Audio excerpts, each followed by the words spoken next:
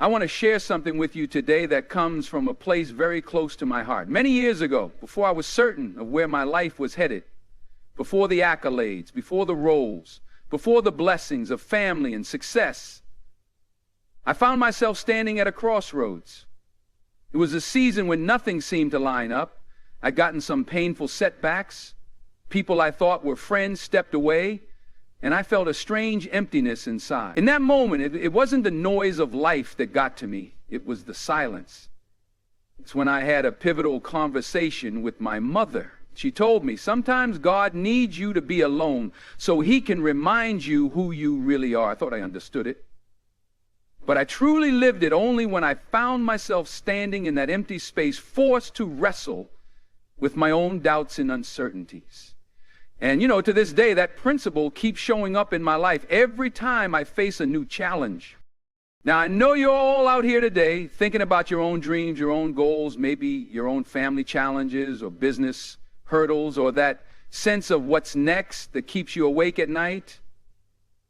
Some of you might be lonely right now, wondering why relationships seem so hard, why certain friendships have ended, or why you haven't connected with the right people in your career. Others might feel bombarded by the sheer chaos of life, with constant calls, text messages, social media notifications, people always wanting something from you. Sometimes that chaos can paradoxically make you feel more alone. So I want to ask you one fundamental question. Have you ever considered that maybe, just maybe, God actually wants you to be alone for a season? Not to punish you, not to deprive you, but to develop you. Listen, there's a reason why diamonds are formed under pressure in the darkness of the earth. There's a reason why seeds must first die in the ground before they sprout into new life. And there's a reason why throughout the Bible and in countless spiritual traditions, you'll see individuals being led into solitude before they step into their greatest calling. I'm not here to preach at you, but I am here to speak from a place of conviction, a place of experience. I believe God allows periods of isolation or loneliness to mold you, because if you always had the crowd around you, you might never hear his gentle whisper of direction. We live in a world that says, go faster, get out there, be seen, hustle, hustle, hustle. So we push ourselves to be on every platform, keep up with every trend, respond to every beck and call. Meanwhile, deep inside, our spirits are crying for stillness. Our hearts are longing for quiet moments where we can listen to God, to our own intuition, to the signs that can't be seen if we don't slow down. Often, that quiet place can feel lonely. But my friends, it's where some of the greatest transformations happen. It's like being on a movie set where all the noise of the outside world is removed and you get the spotlight on your innermost being. There's no place to hide. And that can be scary, but it can also be liberating. Today, I want us to explore this idea together. Why does God want you to be alone? It might be counterintuitive to everything we hear from modern society, which prizes constant connection and busyness. But as my life unfolded, I discovered that being alone at the right time is not just a nice concept, it's essential. God often speaks in whispers. He doesn't always shout. And if your life is full of endless chatter, you miss what he's trying to tell you. If you're surrounded by people who won't allow you to grow, you may never find the courage to break free and discover your authentic path. I want to invite you on a journey with me, a journey through personal stories, through questions we've all wrestled with, through challenges that might resonate with your own life right now. This is our collective conversation. I'm just a messenger, hoping that something within these words ignites a spark in your heart. Because if you've come here tonight, or if you're watching this later on a screen, I believe you're meant to hear it. I believe there's a reason you're drawn to this message. Maybe you've been feeling a little restless or a little uncertain or just plain lonely. Let's explore together why, instead of treating that loneliness as an enemy, we might recognize it as a doorway to our greatest growth. If I ask you what is the single greatest obstacle standing in your way right now, you might point to a lack of resources or unsupportive people or life's unpredictability. But sometimes our greatest obstacle is our own inability to be still and face ourselves. It's in those quieter, solitary times that we must confront our deepest fears. And here's what's so fascinating. When you overcome that fear in the quiet place, no external circumstance can intimidate you quite the same way God builds your courage in private, so you can stand strong in public. So let's walk down this road together. I'll share a few moments from my own life, from the lessons I've learned and continue to learn as a father, a husband, an actor, and a believer. You'll hear about times when I thought everything was about to fall apart and how those times ultimately became the foundation for something new, something greater. I want to show you that you're not alone in feeling alone. And more importantly, I want to show you that alone does not have to mean lonely. It can mean dedicated, devoted, focused, and in tune with the voice of God. Now, settle in and let's dive deeper, because this conversation is more than just words. It's an invitation. It's an invitation for you to embrace those solitary moments as a sacred space where real transformation occurs. It's an invitation to see how your relationships, your family, your business pursuits can all be strengthened when you anchor yourself in a period of purposeful aloneness. So as we step forward, remember this: God doesn't leave you in the wilderness to punish you. He leads you there to develop you, to prepare you, and to reveal the path that's meant specifically for you. I want us to break open what it truly means when we say God wants you to be alone. I'm going to give you some reasons, powerful reasons, why that solitude might be the very thing you've been running from, but the only thing that can lead you where you need to go. Let's go there together with open hearts and open minds. You see, the first big idea I want to share is this: when you're alone, you can truly hear. Now, I know that sounds simple, but sometimes the simplest truths are the hardest to live by. Let me paint a quick picture. You step off your busy schedule, you turn off the phone, you clear your schedule for just a moment. In that stillness, your mind may race at first, rehashing all the day's worries, but if you wait long enough, if you remain in that quiet, you'll start to perceive something deeper. That's God's whisper, guiding you to the next step. Now, I'm not going to pretend that the moment you're alone, the heavens will open and you'll get all the answers. It might take time. It might take reflection, meditation, or prayer. But believe me, in that space, you will hear truths you never could when you were surrounded by the noise of the world. Let me make this personal for a second. Early in my career, there was a point where my phone stopped ringing the way I wanted it to. The roles weren't coming in as quickly. I had to face a painful question. Maybe this dream wasn't for me. And let me tell you, I was tempted to fill my days with distractions, always chasing the next opportunity, forcing connections, trying to make people see my worth. But it was when I decided to get alone, really alone, that I finally heard what God was saying. He reminded me of my passion for the craft, my commitment to telling meaningful stories, and my obligation to keep honing my skills even when no one was watching. The result? By the time the next big opportunity did come, I was prepared in ways I never would have been had I not taken that solitary step. So what does this mean for you? Maybe you're struggling to figure out if the path you're on is the right one. Maybe you're at a crossroads with your relationships or your career. In that alone time, you can sort through the confusion. You can release the expectations other people put on you and focus on the voice that matters most, the one God placed inside you. That inner compass gets drowned out by the constant clamor of the world. It's only in solitude, when all those outer voices fade, that your inner voice can rise. But I also want to talk about the second reason I believe God calls us to be alone: to remove unhealthy influences. Sometimes we're connected to people who say they want the best for us, but their actions don't align with that promise.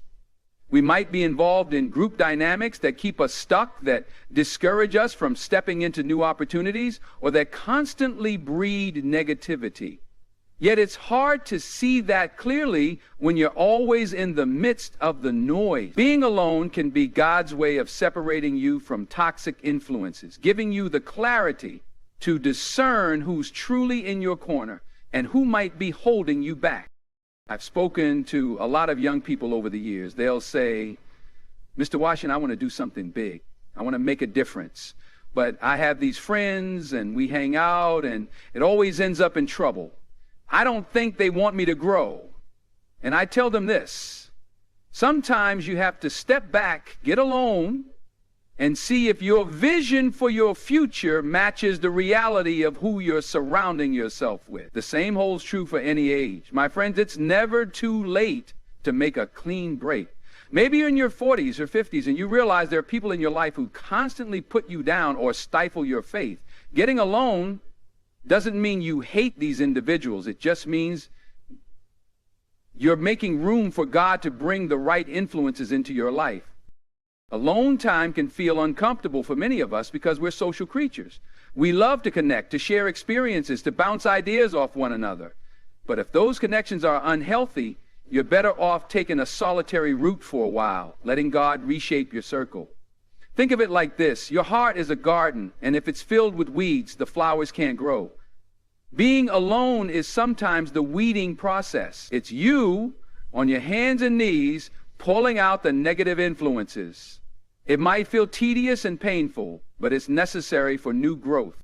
I recall a family I met some time ago. Loving parents, talented kids, but there was a storm brewing under the surface.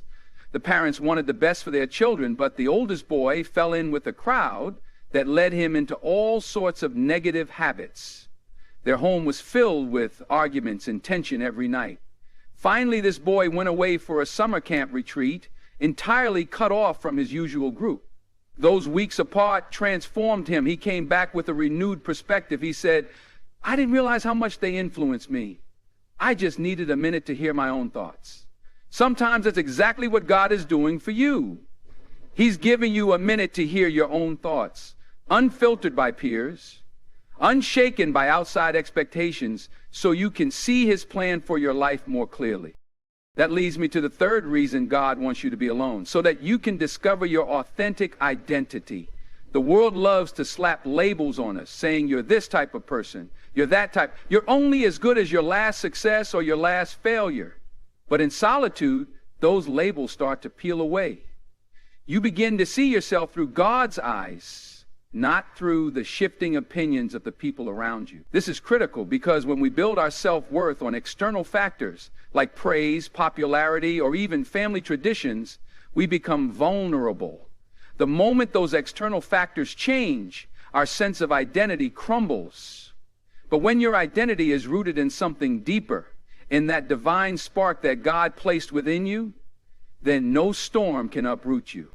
For me, discovering my authentic identity was a continuous process. I learned to rely on my faith in quiet moments, praying through confusion, reading scripture, meditating on the truths that resonated with my spirit.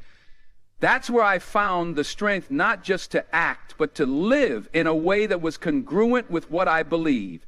And listen, I'm not perfect, nobody is, but that foundation I built in solitude became the bedrock of how I approach my family life, how I treat my wife, how I raise my children, how I respond to temptations and success alike. And I want to pass that on to you.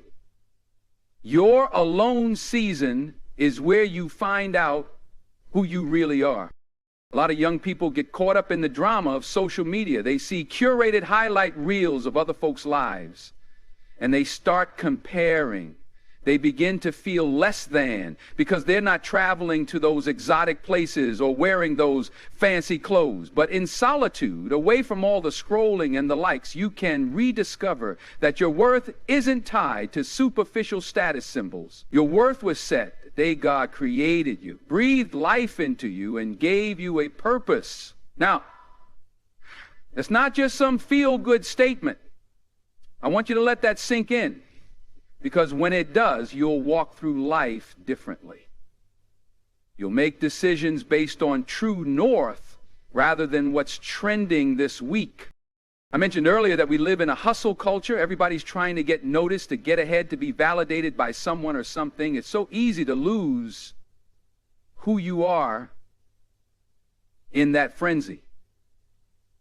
So if you're there right now, if you're caught up in that swirl of competition and comparison, I encourage you to step back, find a quiet corner of your life. It might be in your home, in your favorite park, or in a moment of prayer at the end of the day. Shut out the outside noise. Reflect on what you really want out of life. Then ask God if He's the one placing those desires in your heart, or if you've simply adopted other people's dreams because they looked good on the surface. In that quiet place, truth becomes clear. Now, I want to shift our perspective a bit. Being alone isn't just about retreat. It's also about preparation. Think of any significant figure in history, whether it's in faith, science, social justice, or the arts.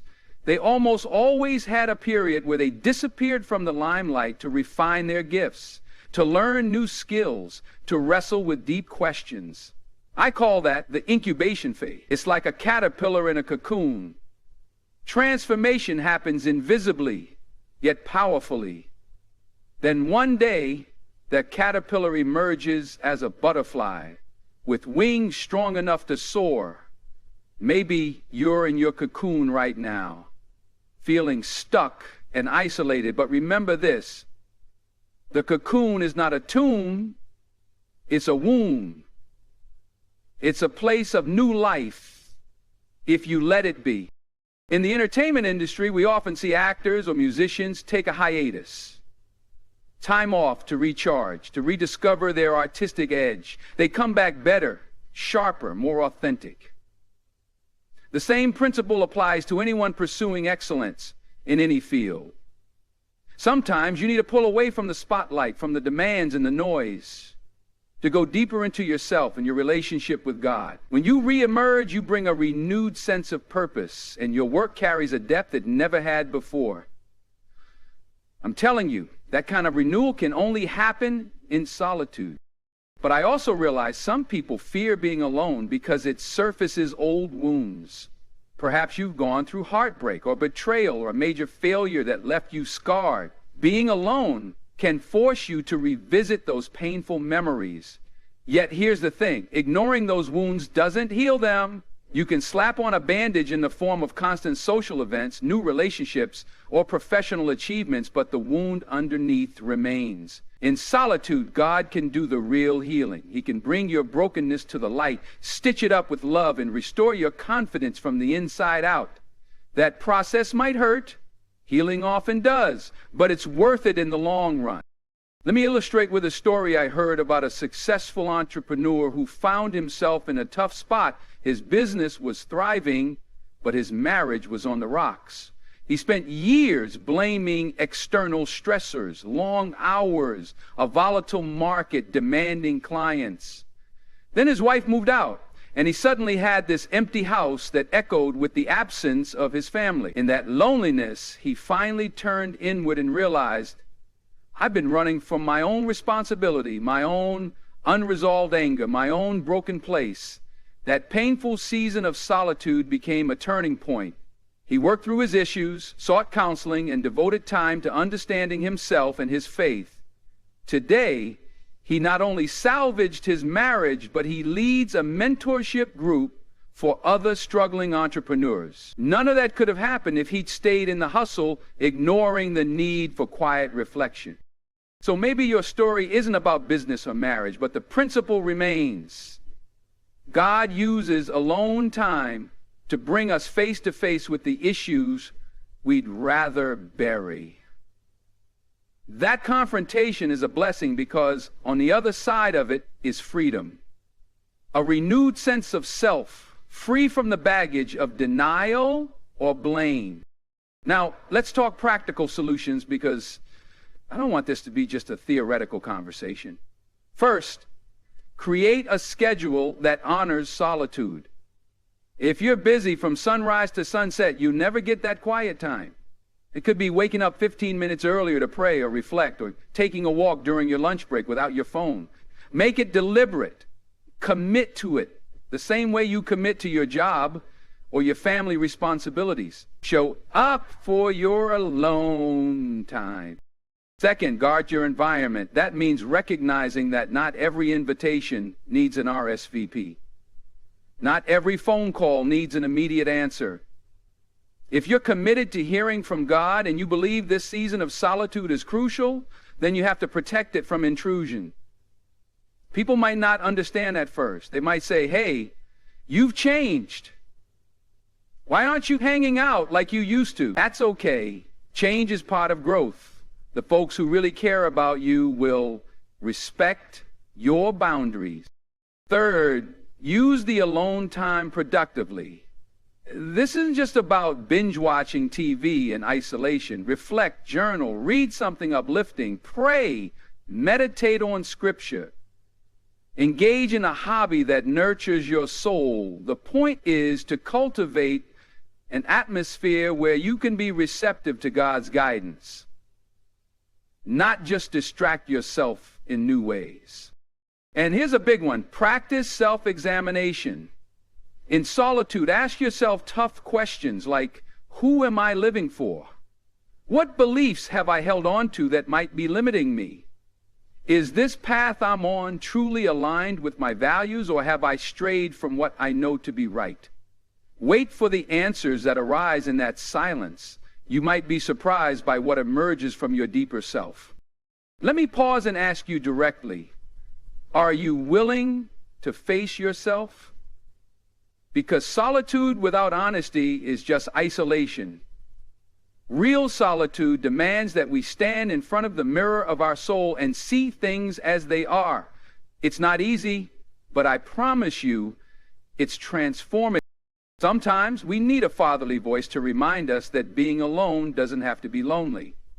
You can be single and fulfilled. You can be married and still cultivate personal solitude. You can have a bustling career and still withdraw for moments of reflection. It's about intention. It's about recognizing that as much as we need community, we also need moments of separation to become who we're meant to be. I've observed that people who find balance between healthy solitude and community tend to be more grounded, more purposeful. They're the ones who come into a room and bring a calm, assured presence, rather than a frantic need for attention or approval. That's the kind of person who becomes a leader, not because they crave the spotlight, but because they can see clearly and act with wisdom. And that wisdom often sprouts from their seasons of solitude. Look at Jesus in the Bible. He took time away from the crowds to pray in solitude, especially before making big decisions or after intense periods of ministry.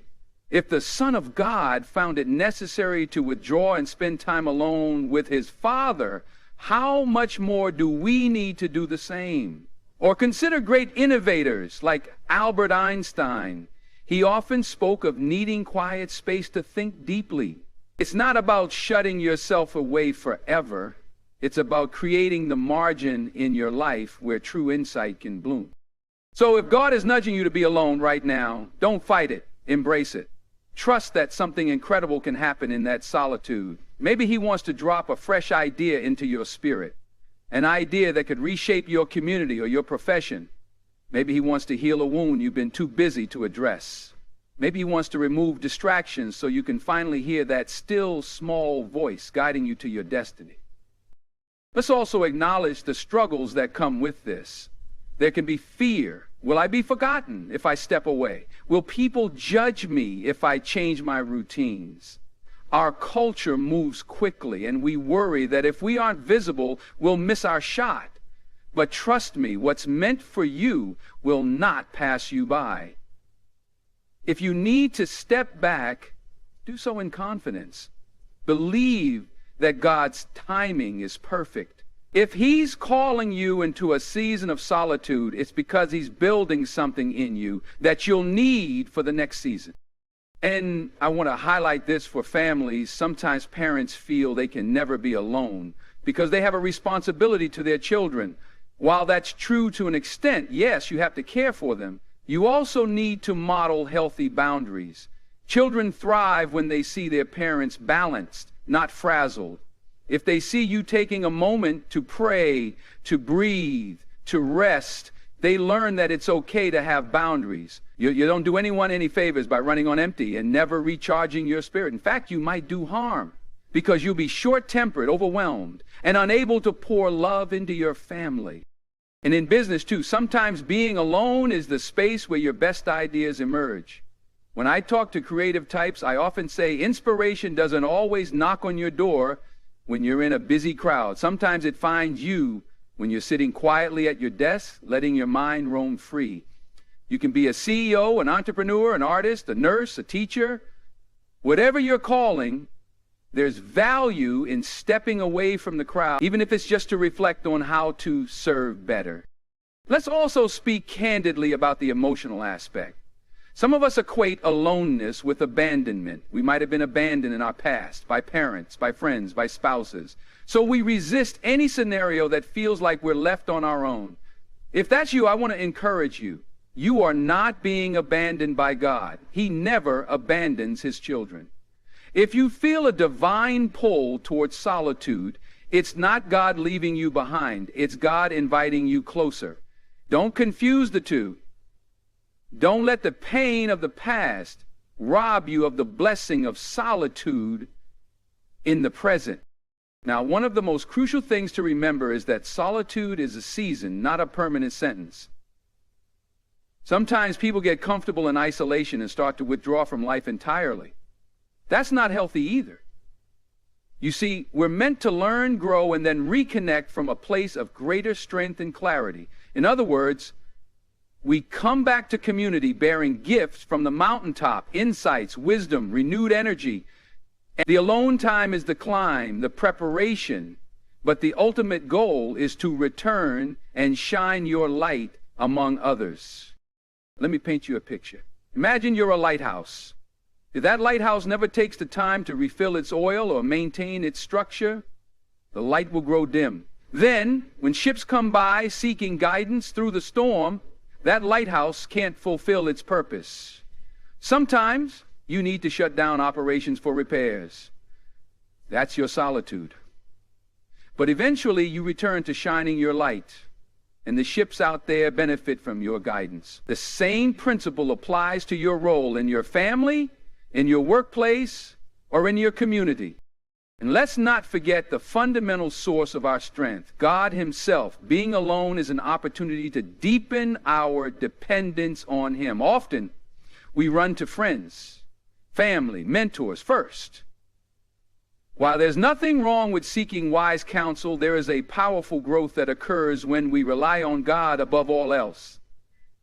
It's in those solitary moments when we're not sure how the bills will be paid, how the relationship will heal, how the dream will come to pass, that we learn to trust him. And each time he comes through, our faith deepens. That kind of faith can't be taught in a crowd. It's learned in the secret place of surrender. Let me share another personal reflection. Back when I was a young man trying to find my way, I had moments where the phone wouldn't ring with job offers, where money was tight, and where I questioned my path. I look back now and see how those moments clarified my faith. They taught me that no matter what doors closed, if God had a door for me, I didn't need to batter it down. He would open it at the right time. But I only came to that understanding through solitary reflection, prayer, and honest wrestling with my own doubts. If I had drowned out those doubts with constant activity, I might never have discovered the resolve that shaped my career and my life's mission. We've traveled a long road in this conversation, and I want you to think about how this applies to you right now. Maybe you're on the verge of a breakthrough, or maybe you're on the verge of burnout. Maybe you're young and uncertain, or older and feeling a change of season. Wherever you are, solitude can be your ally, not your enemy. So, let's recap in our hearts. God wants you to be alone sometimes so you can hear his voice clearly. Remove unhealthy influences. Discover your authentic identity. Prepare for future success. Heal from past wounds and deepen your faith. Each of these elements contributes to a richer, fuller life, one that's anchored in truth rather than the fluctuating opinions of the world. Now, as we near the end of our time together, I want to leave you with a final reminder. Solitude is not about self-pity or isolation. It's about alignment. When you align yourself with God's purposes, you align with who you were always meant to be. If you've been resisting that pull toward alone time, consider that maybe what you're really resisting is your own growth. Sometimes we fear the greatness inside us because it requires responsibility. But let me tell you, you don't have to fear what God placed within you. If He gave you a dream, a talent, a calling, He will also provide the development you need in those solitary seasons. So your call to action is simple but profound. Make space for solitude. Create margin in your life for God to speak. If you've been caught in a whirlwind of obligations and expectations, consciously unplug for a bit. You'll be amazed at what surfaces when you finally give yourself room to breathe and listen. You'll find fresh direction, creative ideas, renewed energy, and when you emerge, you won't just be returning to life as usual, you'll be stepping into life at a higher level, guided by a purpose that's been clarified in that quiet place. If you're still hesitant, I want you to close your eyes for a moment. Yes, even if you're in a crowd. And imagine yourself in a peaceful setting, maybe by a calm lake or in a silent chapel. Imagine God is there with you, smiling, welcoming you. There's no rush, no demands, just pure acceptance and open arms. Feel that peace. That's what real solitude can usher into your life. It's a peace the world can't manufacture. It comes from the source of love, Himself. We've explored personal stories, practical tips, the tension of community versus solitude. We've acknowledged the pain that sometimes arises when we're alone, but also the healing that can follow. We've talked about how being alone can prepare you for bigger and better things ahead. How it can strip away distractions and help you rediscover your core values and God-given identity. Now, as we bring this to a close, let's celebrate the journey we've taken together. We started with the question, why does God want you to be alone? We end with the understanding that it's not punishment, it's promotion. It's not abandonment, it's alignment. It's not humiliation, it's transformation. God sees in you what you can't yet see in yourself, and He knows exactly what environment you need to nurture that vision. My hope is that you walk away from this speech not just with a theoretical understanding, but with a flame burning in your heart, a desire to meet God in the stillness. I challenge you, in the next day or so, carve out even a brief period of solitude. Step away from the noise, the devices, the demands. Sit in the quiet, breathe deeply, and ask God to speak. You might not get a thunderous voice from the sky, but pay attention to what surfaces in your mind and spirit. You might just get the insight you've been longing for. And when you feel that little spark of clarity, nurture it, write it down, pray over it, and ask for the courage to follow wherever it leads. That's how you shift from living by default to living by divine design. Let's be real. You can go your whole life avoiding solitude, staying perpetually busy, and never truly touching the depth of what you were created to be. Or you can embrace that quiet, sometimes uncomfortable season and let it shape you into a force of light and love that this world desperately needs. So now I want you to imagine a future version of yourself. One that's walked through the lonely path, confronted fears, healed wounds, found identity, and emerged stronger, wiser, and more compassionate. That version of you is possible if you accept the invitation.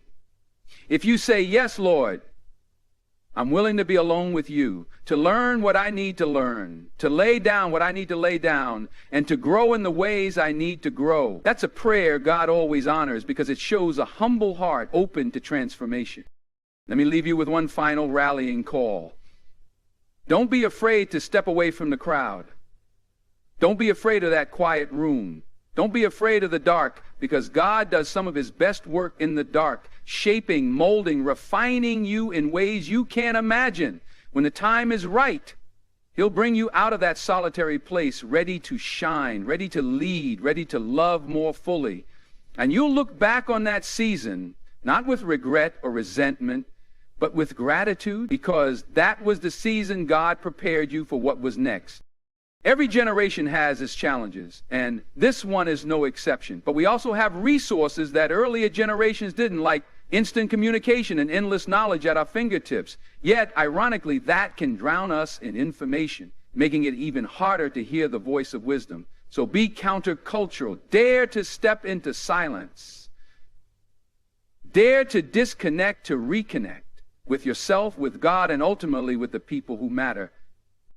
I believe in you. I believe there's greatness in each one of you. I believe that if you allow God to lead you into solitude, you'll come out with renewed purpose. And I believe that once you experience the power of that alone time, you'll never look at loneliness the same way again. It becomes less about isolation and more about revelation. God revealing truths that will shape your destiny. Remember, you are never truly alone. The creator of the universe walks with you. In that knowledge, go forth with confidence. Embrace the solitude when it comes, trusting that it's part of the larger story God is writing with your life. Step into that story boldly and watch what happens when you align with his plan. I'm excited for you, and I'm grateful we had this time together to reflect on why sometimes being alone is exactly what you need to finally become who you're destined to be. Now leave this place with your head held high, your heart open, and your spirit willing to be molded. Know that the journey ahead might have its bumps and bruises, but you're equipped for every step, especially if you learn to walk with courage, even if you have to walk alone. Go forward, stay strong, and keep that fire of faith burning. God bless you, and thank you for listening. And the next time you find yourself alone, don't just endure it. Embrace it. Because God is there waiting to show you something extraordinary about yourself and about the life he's called you to live.